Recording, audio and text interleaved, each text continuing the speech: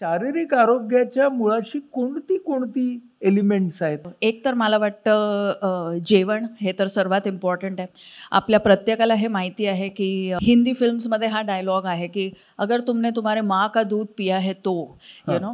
पण हे खूप इम्पॉर्टंट आहे की आपण लहानपणापासूनच आपल्याला जे मिळतं त्याच्यामुळे आपलं बरंचसं जीवन पुढे इन टर्म्स ऑफ आरोग्य हे डिसाईड होतं. जेव्हा आपण आरोग्याबद्दल बोलतो तेव्हा फक्त आपण आपल्या शरीरात फ्री राहणं इज नॉट इनफ. बायकांचं freedom is also very important की आपल्याला मुलं कधी झाली पाहिजेत, आपल्याला कधी तो ब्रेक मिळाला पाहिजे so that we can look after our children well. कारण की जेव्हा आपण आधीपासून आपलं खाणं पिणं चांगलं असतं तेव्हा मग आपण जसं आपण एक फिटनेसची बँक आपण बनवतो. कारण की शरीर जे आहे ते वयानुसार वीकच होणार. ते काय आपण हे डिसाईड करू शकत नाही की आता मी एक्सरसाइज करते म्हणून ते वीक होणार नाही. ते वीकच होणार. जर का मी एक्सरसाइज नाही केली तर जास्ती वीक होईल आणि केली तर कमी वीक होईल. जर का मी नीट खाल्लं तर कमी वीक होईल आणि नीट नाही खाल्लं तर जास्ती वीक होईल. पण वीकनेस, डिट्युरेशन आणि इवन मृत्यू हे सगळं होणारच आहे. पण आरोग्य काय करतं की हा जो पूर्ण आपला लाईफ सायकल आहे त्या पूर्ण लाईफ सायकलचा जो जॉय आणि फ्रीडम आपल्याला आला पाहिजे तो पूर्णपणे त्याची रुची किंवा त्याचा रस आपल्याला it makes us capable of receiving that. मला वाटतं हेच आरोग्य, हेच खरं शारीरिक आरोग्य. म्हणजे तू जे म्हणतेस की निसर्ग क्रमाप्रमाणे होणारी अवयवांची झीज, पेशींचा नाश, येस, सांध्यांचं कमी जास्त गुळगुळीत होणं राहणं, ह्या सगळ्या गोष्टी होत राहणार आहेत. येस, आणि त्यांचा स्वीकार करणं म्हणजे आरोग्य आहे. ॲब्सोल्युटली. त्यांचा स्वीकार करणं आणि स्वतःवरती अननेसेसरी प्रेशर न टाकणं. म्हणजे काय म्हणजे अननेसेसरी काय प्रेशर? की असं आहे की आता समज जर का आपण 20 वर्षाचे आहोत आणि आपण ट्रेकला गेलो तर मग मे बी आपण एखादा सह्याद्री किंवा टेकडी आपण 3 तासात क्लाइंब करू शकतो. मग 40, 45, 50ला जरी आपण ते 3.5 मध्ये केलं तरी आपल्याला मजा वाटली पाहिजे. आणि मग 60, 70, 80च्या वेळेला आपल्याला नुसते आपल्या ग्रँडचिल्ड्रननी तिथपर्यंत नेलं आणि आजी चल अर्ध तर चल एवढं पण झालं तर आपल्याला बरं वाटलं पाहिजे. तर that is what I mean by unnecessary pressure. नाही तर आपल्याला असं वाटतं की जे मी 20 मध्ये केलं तेच मला 80ला करता आलं पाहिजे. पण मग हे फार महत्वाचं आहे ना की त्यातला जॉय आपण घेणं. म्हणजे मला एक असं आठवलं की एक आजोबाजी असतात ते सकाळी टेकडीवरती फिरायला गेले असतात आणि मुलं पण जॉगिंगला आली असतात. तर ती मुलं स्पर्धा लावतात कोण वरती जाणार आणि आजोबाजी आपले शांतपणे चाललेत. तर कुणीतरी त्यांना विचारतं की तुम्हाला नाही का तिकडे जायचं? ते म्हणाले नाही, आम्हाला तिकडे जायचा हट्ट आम्ही सोडलाय, पण आजूबाजूचं गवत, त्यावरती फुलणारी फुलं, हा मोकळा वारा, हे आकाश, हा सूर्योदय, हाच आमचा आत्ताचा विसावा आहे. Correct, correct. तर हे मला वाटतं आपल्याला कळणं की कोणत्या वेळी काय. Absolutely, absolutely. हे महत्वाचा. म्हणजेच ना मला असं कळतंय की एक व्याख्या नाहीये. म्हणजे समजा मी एक IT एक्झिक्युटिव्ह आहे आणि माझी जीवनशैली तशी कॉम्प्युटरच्या समोर आहे आणि मी शेतामध्ये काम करणारा एक शेतकरी आहे. तर काय बदलतं आणि काय आरोग्याच्या बाजूने तसंच राहतं? आज WHO असो किंवा कुठचंही हेल्थचं ऑर्गनायझेशन असो तर तेही हेच म्हणतात की हेल्थ इज मल्टीफॅक्टोरल. पण आपण जेव्हा आरोग्याबद्दल बोलतो तेव्हा आपण इनव्हेरिएबली आरोग्याबद्दल फक्त एकच डेटा पॉईंटनी बघतो की माझं वजन किती आहे, यु नो. आणि जर का माझं वजन कमी असेल तर समहाव मी हेल्दी आहे. पण असं नाही आहे. तर आपण पण स्वतःचं जेव्हा आरोग्य बघतो तेव्हाही आपण ॲटलिस्ट 4-5 डेटा पॉईंट्स त्याच्यामध्ये बघितले पाहिजेत. मी एक बुक लिहिलं होतं, त्याचं नाव आहे द 12 वीक फिटनेस प्रोजेक्ट. तर त्याच्यामध्ये मी असं लोकांना सांगितलं होतं की फक्त ॲक्च्युली माझ्या मते तुम्ही वजन कधी मापलं नाही तरीही चालतं. मी 1999 पासून या फील्डमध्ये काम करते. माझ्या ऑफिसमध्ये वेइंग स्केल नाही. आम्ही कुठच्याही क्लायंटचं वेट घेत नाही. पण we look at various parameters. हे किती फार चांगलं आहे हो. थँक्यू. डायटिशियनकडे जाताना आम्हाला पहिली भीती काय वाटते की तो आकडा काय दिसणार. ॲब्सोल्युटली. मला वाटतं की it takes a lazy dietitian two way a client, you know. की कारण वजन हे आपल्याला काहीच सांगत नाही. त्या माणसाबद्दल किंवा त्या बाईबद्दल, जसं की पगार हेही आपल्याला काहीही सांगत नाही आपल्या जॉब सॅटिस्फॅक्शनबद्दल किंवा आपल्याला किती फ्रीडम फायनान्शियल वाटतंय त्याच्याबद्दल. पण आपण जेव्हा आपल्या 2 पायांवर उभं राहतो तेव्हा आपल्याला किती फ्री वाटतंय किंवा किती लाईट वाटतंय हे आपल्याला सांगू शकतं की तुम्ही किती फिट आहात. त्याचप्रमाणे तुमच्या कमरेची साईज किती आहे, तुमच्या हिप्सची साईज किती आहे. तर बायकांचा साधारण डिफरन्स ॲटलिस्ट 10 इंचाचा, 8 ते 10 इंचाचा असलं पाहिजे बिटवीन वेस्ट अँड हिप. पुरुषांचा साधारण 1 ते 4 inch between the waist and hip. Exercise compliance तुमचा कसा आहे की तुम्ही नॅचरली 3 ते 5 दिवस आठवड्याचे एक्सरसाइज करता का दरवर्षी तुम्ही हेच म्हणता की मी जिमला डोनेशन दिले की पैसे भरायचे मग जायचंच नाही. आणि तिसरी गोष्ट म्हणजे आपल्याला झोप किती चांगली लागते. एकदा आपण पडलो की आपल्याला म्हणजे बेडवरती आपण गेलो की मग आपल्याला झोप लागते का आपण लोकांचं काय लास्ट व्हॉट्सॲप स्टेटस कोणी काय टाकलंय ते बघत राहतो. बाथरूममध्ये किती कमी वेळ लागतोय. मला वाटतं हा मुंबईसाठी खूप मोठा प्रश्न आहे की बाथरूममध्ये कमीत कमी आपल्याला वेळ लागला पाहिजे. आज तुम्ही बघा सर, असं झालं आहे की रिअल इस्टेटच्या लोकांना पण हे कळलं आहे की आपलं आरोग्य कमी होतं आहे. त्यामुळे ते प्रत्येक बेडरूम बरोबर एक एक बाथरूम देतात आणि आपल्या किचनची साईज कमी कमी करतात. मला हे वाटतं आपण आपल्या किचनमध्ये समज जर का जास्तीत जास्त खाणं बनवलं आणि तेच जर का आपण खाल्लं तर घरात 5 लोक असली तरी 15 मिनिटाच्या वरती बाथरूम लागणार नाही. आता प्रत्येकजण एक एक तास आतमध्ये बसतो फोन घेऊन. आय थिंक हे सगळे पॅरामीटर्स आपण बघितले पाहिजेत की आपलं डायजेशन कसं आहे, ॲसिडिटी कशी आहे, शुगर क्रेविंग कशी आहे, आपण कशाला मिठाई खातोय, आपण खुश आहोत म्हणून का आपण बोर झालोय, फ्रस्ट्रेट झालोय, डिप्रेस झालोय म्हणून. तर हे सगळे फॅक्टर्स आपण जेव्हा अकाउंट करतो तेव्हाच आपण खरे फिट होतो. आणि हे सगळे फॅक्टर्स फार्मरसाठी वेगळे आहेत आणि IT कोडरसाठी वेगळे आहेत. IT कोडरनी म्हणावं नाही की माझं 6 पॅक असावं फार्मरसारखं, कारण तुम्ही 12 तास 18 तास बसून ITचं काम करताय आणि फार्मरला कोडरची बॉडी युजलेस आहे फॉर द वर्क. त्यामुळे आपण जे काम करतो ते काम करायला जे आपल्याला ईज आणतं तेच म्हणजे आपल्या शरीराचं आरोग्य. ह्याच्या पलीकडे त्याची काहीच डेफिनेशन होऊ शकत नाही. किती छान शब्द वापरलास तू, ईज. आणि त्याला DIS लावला कीच डिसीज होतो. त्यामुळे ती ईज फार महत्वाची आहे आरोग्यामध्ये. हा खूप एक नवीन फंडा आम्हाला मिळाला. आपली जी भूक आहे म्हणजे शारीरिक भूक, करेक्ट, जी आपल्याला लागतेच. तर ह्या उत्क्रांती बरोबर या भुकेची सुद्धा उत्क्रांती होत गेली असेल ना ग? करेक्ट. हंगर आणि निर्माण झालेली ॲपेटाईट. संस्कृतीने ॲपेटाईट निर्माण केली, निसर्गाने हंगर निर्माण केली. करेक्ट. ह्यांचं नातं काय? मला असं वाटतं की आपण जेव्हा ठाण्याबद्दल बोलतो किंवा पार्ल्याबद्दल बोलतो तेव्हा आपण असंच म्हणतो की इकडे लोकांना कल्चर आहे, इथे लोक वाचतात, इथे आजही लायब्ररीचं कल्चर आहे, इथे गाण्याच्या प्रोग्रामला लोक येतात, नाटकं बघतात. ऑलमोस्ट प्रत्येक लहान मूल गाण्याच्या किंवा तबल्याच्या किंवा नाचाच्या क्लाससाठी जातो. ह्या सगळ्या गोष्टी किंवा हे कल्चर जिथे जिथे असतं तिथे तिथे appetite for a good life असते. क्विझिन, कल्चर आणि क्लायमेट ह्याचं एक सिंक्रोनायझेशन ह्या सगळ्या जागांमध्ये असतं. म्हणूनच मला वाटतं ही जी कल्चरचे जे स्पॉट्स आहेत मुंबई आणि आजूबाजूच्या शहरात ते जास्ती एक्सपेन्सिव्ह पण असतात ॲज कम्पेअर्ड टू प्लेसेस जिकडे हे कल्चर नाही. आणि भूक म्हणजे जे फक्त आपल्याला जिवंत ठेवतं ते, आणि ॲपेटाईट म्हणजे जे आपल्याला जीवनाचा रस घ्यायला एनकरेज करतं ते. येस. मी जेव्हा कॉलेजेसमध्ये जाते फॉर अ टॉक तेव्हा मी कायम मुलांना हेच सांगते की ओनली डेट अ पर्सन जो खाने वाला हो और खिलाने वाला हो. कारण की काय आहे की नाम पैसा हम खुद कमा सकते हैं. काहीही सेविंग करताय किंवा तर don't put all your eggs in one basket. सगळं थोडंसं फिक्स्ड डिपॉझिट, थोडं शेअर मार्केट, थोडी लँड, थोडं रिअल इस्टेट, थोडं गोल्ड. तर प्रत्येकाला ॲसेट क्लास असं म्हणतात. पण आता आजकाल आपल्या जीवनातला ॲसेट क्लास कुठचा मिसिंग आहे की जे लोक आपल्याबरोबर खातात आणि ज्यांना तेवढंच खायला आवडतं जेवढं आपल्याला खायला आवडतं, हा ॲसेट क्लास मिसिंग आहे.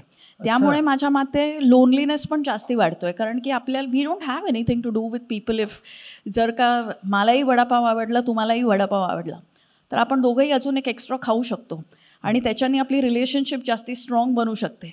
पण तुम्ही जर का म्हणाला नको हा तळलेला आहे नको, हे पाव आहे नको, मग म्हणायचं जाऊ ते तुमच्याबरोबर वडापावच नको, तुम्हीच नको, यु नो.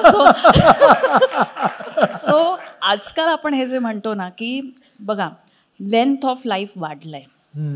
आधी आपण जेव्हा भारताला इंडिपेंडन्स मिळाला 40-42 हे आपला ॲव्हरेज एज एक्सपेक्टन्सी होती. बरोबर. आज आपली 70-75 years, 70 to 75 is average age expectancy.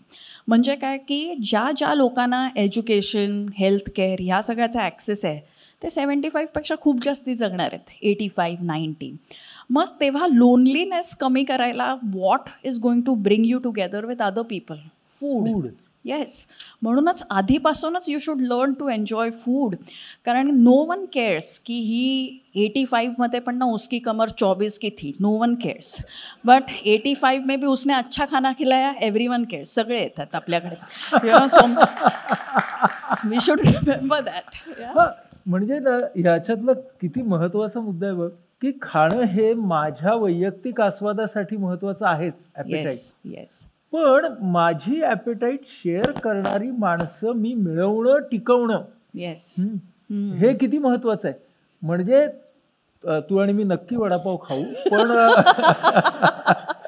आणि त्यामध्ये हळूहळू असं होऊ शकतं की वडापावपेक्षा ना तुझं माझं भेटणं जास्त महत्वाचं होऊ शकतं आणि नंतर आपण एक वडापाव सुद्धा शेअर करू शकतो. Yes, totally. कारण की वडापाव और चाय शेअर करने से प्यार बढ़ता है, यु नो. आपण जे खातोय ते सगळ्यांबरोबर जेव्हा आपण शेअर करतो तेव्हाच आपलं आरोग्यही इम्प्रूव्ह होतं. पण मला सांग की ही जी रुची आहे ना, टेस्ट, तर काही जण जे असतात ना, मी बघितलेत की खूप सारे असे डाएटला जातात आणि ती रुची, टेस्ट तिला अशी धाब्यावर बसवतात. ऍब्सोल्युटली. आणि बेचव खाणं म्हणजे डाएट. करेक्ट. अशी काही मंडळी असतात. करेक्ट. आणि काही जण म्हणतात की चवच महत्वाची. करेक्ट. त्यांचं न्यूट्रिशन गेलं खड्ड्यात. I belong to that side, you know. कारण की मला असं वाटतं की जेव्हा आपण नीट जेवण बनवून खातो तेव्हा ते न्यूट्रिशियसही असतं आणि हेल्दीही असतं. पण वेट लॉस इंडस्ट्रीने आपल्याला हे ब्रेन वॉश केलेलं आहे की जर का तुम्हाला जे तुम्ही खाताय ते जर का तुम्हाला आवडलं तर इट इज अ प्रॉब्लेम, तुम्ही जाडच होणार. You know, it is like saying की आवडणं becomes a problem. Yes, it is like saying की नवरा जर का तुम्हाला आवडला तर there is a problem, you know. किंवा यु नो आपण जसं म्हणतो की डायटिंग म्हणजे काय की सारखं असंच खाणं ज्याच्यात आपल्याला रुची वाटत नाही. आजकाल असं झालंय की लोकांना स्वतःवरती ते चिडलेले असतात किंवा स्वतःवरती राग आलेला असतो किंवा आपल्या आयुष्यात जे चालू आहे त्याच्याबद्दल एक निराशा असते आणि मग ती निराशा आपण आपल्या फूडवरती काढतो. आपल्याला प्रत्येक आजीने असं सांगितलेलं असतं की अन्नावरती राग काढायचा नाही.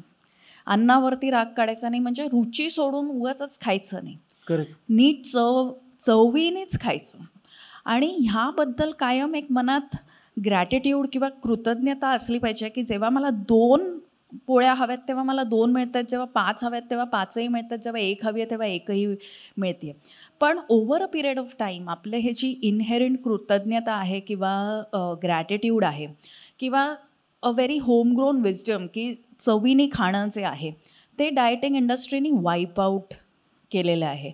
त्यामुळे आजकाल आपल्याला फक्त असं वाटतं की हेल्दी फूड म्हणजे काय की जे महाग आहे, जे ज्याच्यात टेस्ट नाही आणि जे आपल्याला प्रोनाऊन्स करता येत नाही किंवा ज्याचं मराठीत काहीही ट्रान्सलेशन नाही. Quinoa, avocado, asparagus, broccoli, shiitake mushroom, you know. So we have to change that perception की वरण भात, पोळी भाजी, पोहे, हे पिठलं भाकरी ह्या सगळ्या एक्स्ट्रीमली हेल्दी गोष्टी आहेत.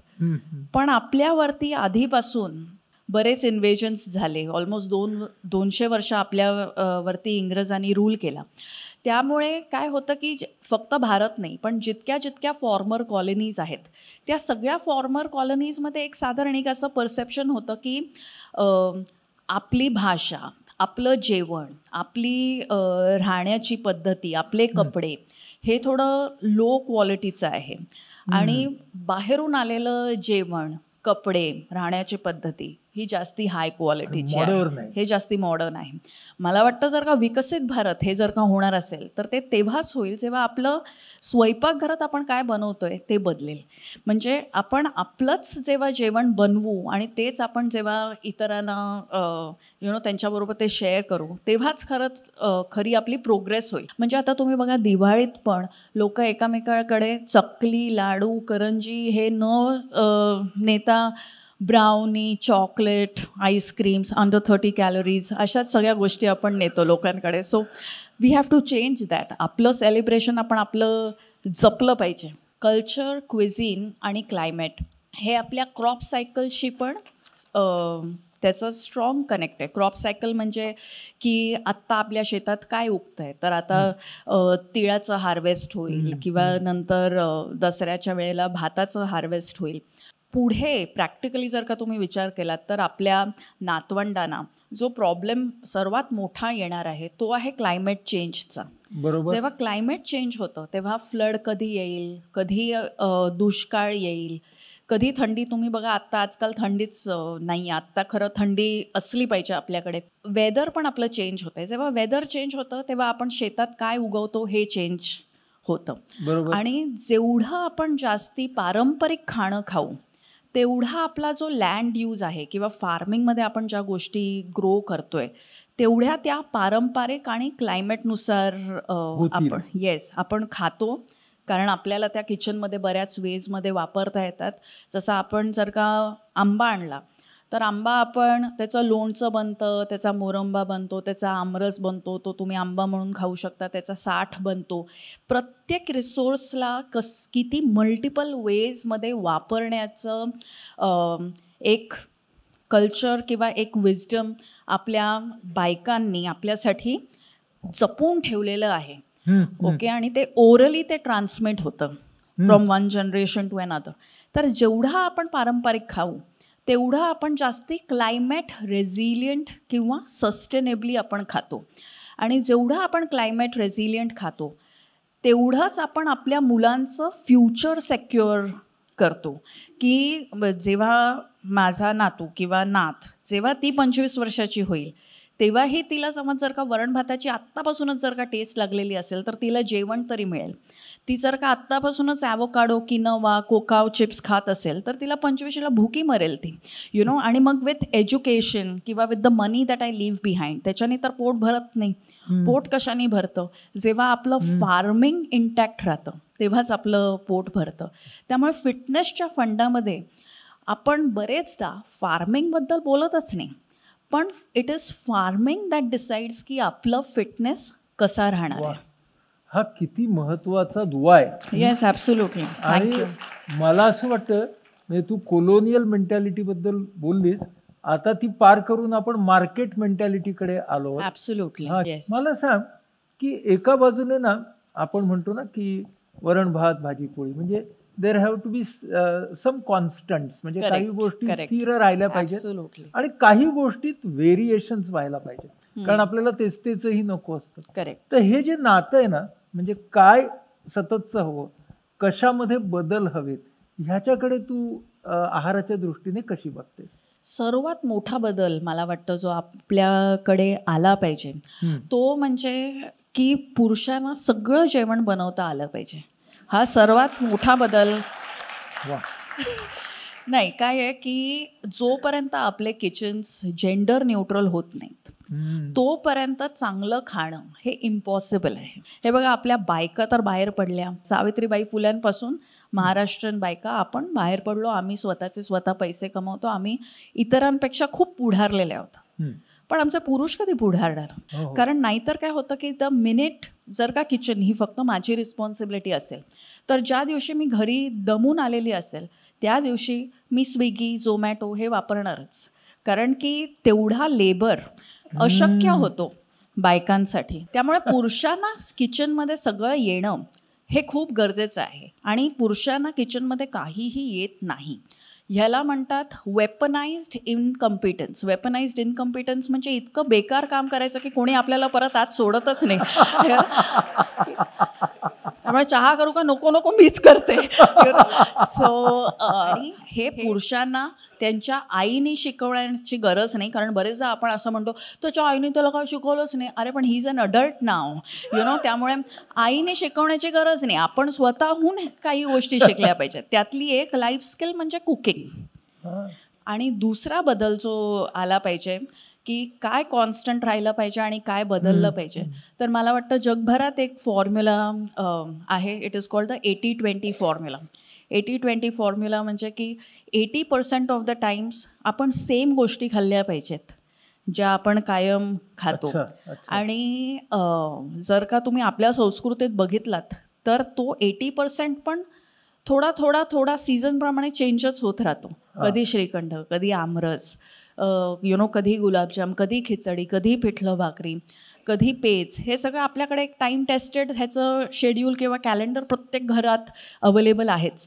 तर 80% आपलं हेच फूड असलं पाहिजे आणि मग 20% आपण इतर गोष्टी खाऊ शकतो. म्हणजे 20% येतं वडापाव, भेळपुरी किंवा नूडल्स, पिझ्झा. हे this should only be limited to 20% of the times. तर मग आपण चांगल्या हेल्थमध्ये राहतो. नाहीतर आपण काय करतो की आयदर हे 20% 100% करतो किंवा हे 80% सोडूनच देतो आणि फक्त सूप सॅलड करतो. कुठचाही एक्स्ट्रीम न करता जर का आपण 80-20 फॉर्म्युला फॉलो केला तर 20, 40, 60, 80, 100 हा प्रत्येक एज ग्रुप आपण एन्जॉय करू शकतो. नाहीतर आपण एकदा 40च्या झालो की आपल्याला वाटतं अरे I want to look like the way I was looking as a 20-year-old. तर मी कायम माझ्या सगळ्या क्लायंट्सना सांगते की सिर्फ एक ही औरत 45 में भी 20 की लगती है, उसको चुडेल बोलते हैं. आपण जेव्हाही भूताबद्दल बोलतो we talk of someone who is ageless and who is always young. वयानुसार आपल्यामध्ये जी इन्साईट येते, जो काइंडनेस येतो, जे एक मला वाटतं सद्बुद्धी येते, ती जर का शरीराचं आरोग्य जर का चांगलं नसेल तर ती येणं कठीण आहे. त्यामुळे छोट्या गोष्टी like the 80-20 formula, every person in the house working in the kitchen, हे गरजेचं आहे. तसं I don't want to admit it, पण मला वाटतं मराठी पुरुष सर्वात पुढारलेले आहेत या बाबतीत, यु नो. येस. कारण की त्यांच्या आया इनव्हेरिएबली जास्ती स्ट्रिक्ट असतात, यु नो. त्यामुळे त्यांना बऱ्यापैकी गोष्टी येतात, पण त्या गोष्टी त्यांनी शेवटपर्यंत जपल्या पाहिजेत. हे फार महत्वाचं आहे. पैसे आले म्हणून आपण घरात काम केलं नाही ही ॲटिट्यूड चुकीची आहे. म्हणजे काय असतं, अविवाहित मुलं असतात ना, ती जेव्हा देशापरदेशात फिरतात तेव्हा ते व्यवस्थित स्वयंपाक करतात. करेक्ट. लग्न झाल्यावर नाही करत. आणि तू जे म्हणालीस की कामं जी आहेत घरातली ती पुरुषाची का स्त्रीची याच्यावरती न ठरता ती क्षमता, वेळ आणि आवड, मला वाटतं या 3 गोष्टींवरती ठरावी की कोणाला ती करायची क्षमता, एक्सपर्टाईज आहे, who has time and who likes to do it. Correct. तर आणि थोडंफार लोड शेअरिंग, आणि लोड शेअरिंग ते खूप महत्वाचं आहे, इम्पॉर्टंट आहे. मला सांग की तुमच्या आहार तज्ज्ञाच्या भूमिकेतून फार आमच्या जवळचा प्रश्न आहे हा, अलाउएबल चीटिंग म्हणजे काय? मला वाटतं आपण अशा कुठच्याही आहार तज्ज्ञाकडे जाऊच नाहीये जो आपल्याला असं फील करवतो की आपण काहीतरी चीट केलंय, यु नो. हो, बरोबर. कारण की प्रत्येक गोष्टीला आपल्या शेड्यूलमध्ये ती असलीच पाहिजे. शेवटी काय की आपण रिअल ह्युमन बिईंग्स आहोत ना, आपण ह्युमनॉइड नाही. की समज जर का दिवाळीत आपण चकली खाल्ली नाही कारण की ती आपल्या डाएटच्या बाहेर आहे, तर आपण चीट करतोय का आपली डायटिशियन अनस्किल्ड आहे, हा विचार आपण केला पाहिजे. तर आपण अशा कुठच्याही डाएटवरती नसलो पाहिजे जे आपल्याला म्हणजे शादी किंवा श्राद्ध किंवा फेस्टिवल्स किंवा कॉलेजमधला व्हॉट ट्रेडिशनल डे, या सगळ्या गोष्टी जेव्हा आपण एन्जॉय करतो तेव्हाच आपण चांगलं आरोग्य ठेवू शकतो. चांगलं आरोग्य म्हणजे 24 की कमर 50 के अंदर का वेट इज नॉट गुड आरोग्य. गुड आरोग्य is really celebrating all the big and small joys of life, आणि मला वाटतं ऑल्सो दुःख ऑफ लाईफ. जसं सुख तसंच दुःख, म्हणून शादी और श्राद्ध, दोन्ही गोष्टी आता वापरल्या. आणि आपल्या फूड कल्चरमध्ये म्हणजे खाद्य संस्कृतीमध्ये ना, जरी खाणं हा आपला शेवटचा हेतू असला तरी मला वाटतं इतर आपले जे सगळे सेन्स ऑर्गन्स आहेत ना, करेक्ट, त्यांना पण उद्दीपित करण्याचं एक सामर्थ्य आहे ना. म्हणूनच मला वाटतं की बऱ्याच तुम्ही बघाल तर ऑर्थोडॉक्स फॅमिलीजमधून किंवा ॲटलिस्ट सणावारीला की जेवण चालू करायच्या आधी प्रार्थना म्हणणं किंवा जेवल्यानंतर आपल्या बाजूला जो बसला आहे त्याला सांगणं की मी आता उठते. या सगळ्या गोष्टी ज्या आहेत दे आर व्हेरी इम्पॉर्टंट, कारण की त्या सगळ्या फक्त आपल्या सेन्सेसना अलाइव्ह ठेवत नाहीत, पण आपलं जे कम्युनिटीमध्ये जो बॉन्ड आहे, जे शेअरिंग आहे, त्यालाही ते जपून ठेवतं. म्हणजे वाढणाऱ्याकडेही हसून पाहावं. ॲब्सोल्युटली. ज्याने केलंय त्याचे आभार मानावेत. येस, म्हणूनच आपण म्हणू पाक करता तथा भोगता अन्नदाता सुखी भव. सुखी भव म्हणजे it is a collaborative act. Absolutely. आता ना बऱ्याच वेळेला आम्ही असं म्हणतो की पचनाला चांगलं ते खावं, पण सगळ्यांच्या पचन संस्था वेगळ्या वेगळ्या असतात. ॲब्सोल्युटली. मग पचनाला चांगलं म्हणजे काय?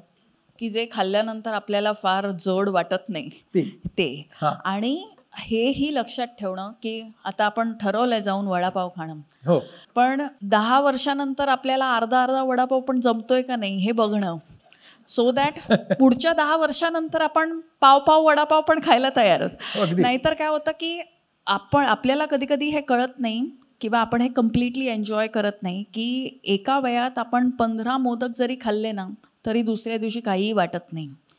मग एक वय असं येतं की नुसतं आपण उद्या वडापाव खाणार आहोत ह्याचंच आजपासून टेन्शन येतं, यु नो. सो पचनशक्ती ही पण पुढे कमीच होणार. म्हणूनच मला असं वाटतं की उगाच फालतू डायटिंग करून आत्तापासूनच कमी खायची गरज नाही. मी माझ्या बऱ्याच क्लायंट्सना म्हणते एक मरने के बाद ना कुछ भी खाने को नहीं मिलेगा. आपली बॉडी असते पण काय calories not even 1, U know. त्यामुळे जेव्हा आपण जिवंत आहोत तेव्हा आपण विथ रिस्पॉन्सिबिलिटी खाल्लं पाहिजे. विथ रिस्पॉन्सिबिलिटी म्हणजे सगळे सेन्सेस वापरून, इन्क्लुडिंग इंटेलिजन्स आणि बुद्धी. बरोबर. म्हणजे बका नाही. बका नाही म्हणजे वन वे डाउनलोड नाही. खाऊन थांबून मग पुढचा घास. आणि ह्या खूप साध्या गोष्टी आहेत की पहिलं तोंडातलं संपव मगच पुढचा घास घे. हा आवाज आपल्या डोक्यामध्ये आहे कुठेतरी, कारण की बऱ्याच लोकांनी आपल्याला भरवतानाही हे सांगितलेलं असतं, पण आपण वेट करतो की कोणीतरी हे मला सायंटिफिक वेमध्ये सांगावं. सायंटिफिक वे म्हणजे इंग्लिशमध्ये सांगावं, आणि इंग्लिशमध्ये सांगावं म्हणजे कॅनडा, US, UK, ऑस्ट्रेलिया ह्यांच्या डायटरी गाईडलाईन्सनी मला हे सांगावं. ह्याची आपण वेट करतो. ही वेट आपण सोडली पाहिजे. मी तुम्हाला अजून एक फॉर्म्युला सांगते. I call it the Jordan formula. मी एकदा जॉर्डनला गेले होते आणि जॉर्डनचं ही कल्चर एन्शियंटच आहे आपल्यासारखं. आपल्याकडे जसं जेव्हा लोक येतात तेव्हा आपण त्यांना आग्रह करतो, तसंच जॉर्डनमध्येही लोक आग्रह करतात. तसं आजकाल मला वाटतं आपण इतके मॉडर्न झालो आहेत की कधी मी लोकांच्या घरी जाते आणि तुला पाहिजे तेवढं खा, मला काही आग्रह करता येत नाही. इट्स लाईक शी उगाच फालतू मी आई मे इधर, यु नो. जेव्हा आपलं कनेक्ट लोकांशी वाढतं तेव्हा आपली भूकही वाढते. आणि जेव्हा आपली company, you know, Wien you don't like the company तेव्हाच आपली भूक मरते. कोणी जर का ICU मध्ये असेल तर आपल्याला वडापाव खावासा वाटत नाही, but when things are good तेव्हा आपल्याला सगळं खावंसं वाटतं. सो ॲपेटाईट आणि life are connected, are very interconnected. पण जॉर्डन फॉर्म्युला काय आहे की जॉर्डनमध्ये जेव्हा तुम्ही कोणाच्याही घरी जाता तेव्हा तुम्हाला ते एक कॉफी देतात, त्यांची स्पेशल ती एक अरेबिक कॉफी, आणि त्याच्याबरोबर एक डेट, खजूर.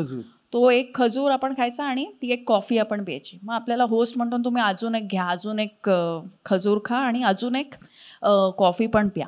पण त्यांची हे कसं आहे म्हणजे कल्चर त्यांचं कसं आहे की तुम्ही सेकंड कॉफी आणि सेकंड खजूर तरच खाऊ शकता जर का तुमच्यामध्ये थर्ड कॉफी आणि थर्ड डेट पण खायची कपॅसिटी आहे तर, नाहीतर दुसरं खायचं नाही.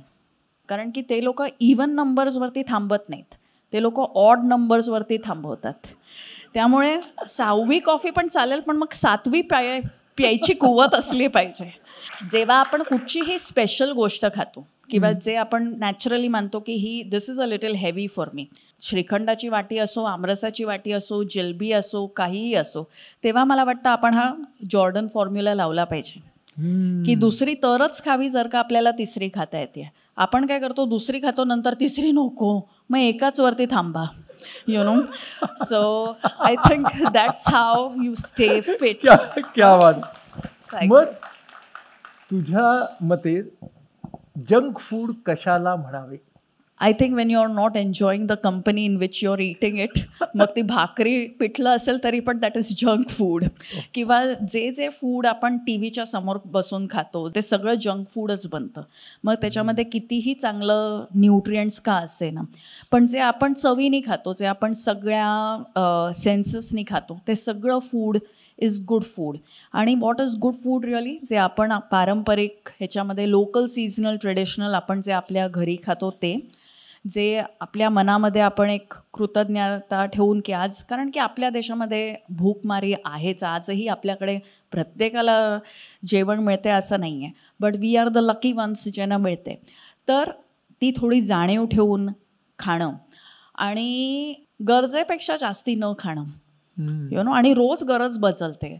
ॲपिटाईट इज अ मुव्हिंग एंटिटी. आपण असं ठरवू शकत नाही की मी रोज 2च पोळ्या खाते. कधी 1 लागते, कधी 2, कधी 3, कधी 1.5. So we should have that flexibility. आणि वी विल ओनली नो की आज मला किती पाहिजे जर का you take the time and eat. म्हणूनच आपल्याकडे म्हणतात की सावकाश जेवा. रोज कोणी म्हटलं नाही तरी आपण स्वतःला म्हटलं पाहिजे की बाबा सावकाश जेव. ज्या गोष्टी पॅकेटमधून येतात, सो आय ऑलवेज से दिस की जितना पॅकेट खुलता है उतना पेट फुलता है, यु नो. हे जंक फूड आहे हे सांगण्यासाठी आपल्याला डायटिशियनची गरजच नाही. म्हणजे ॲक्च्युली डायटिशियन हे प्रोफेशन आत्ता नवीनच चालू झालं आहे. पण जर का तुम्ही नुसतं लिंक केलं तर तुम्ही बघा 1970s 1980s there were no dietitians, people were thin. आणि मग हळूहळू जसं डायटेटिक्स आणि फिटनेस आणि हे सगळं वाढत गेलं, पीपल स्टार्टेड गेटिंग फॅट. कारण आज जर का आपली लेंथ ऑफ लाईफ वाढली, पण आत्ताच मी रिसेंटली वाचलं, कोणीतरी एक 70 वर्षाची बाई ब्रेड आणायला म्हणून बाहेर गेली, तिला बाईकने उडवलं, ती मेली. मरण हे प्रत्येकाला येणार, but no one should die because of a road accident, you know, just because you were walking on the road.